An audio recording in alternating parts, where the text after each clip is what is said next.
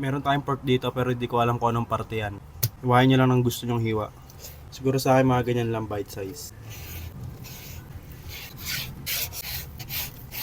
Malaman tong pork na to. Gusto ko sana medyo matataba pero okay na yan. After nyan tabi nyo muna.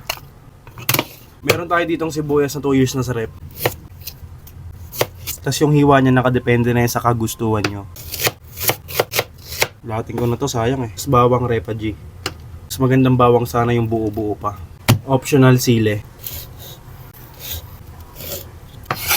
Tara, magluto na tayo. Initin natin ng gabi.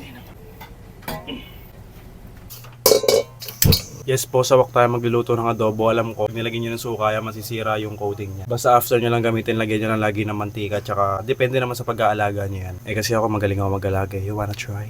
Mantika, konti. Lalagyan lang natin ng brownings to, walang timpla yan.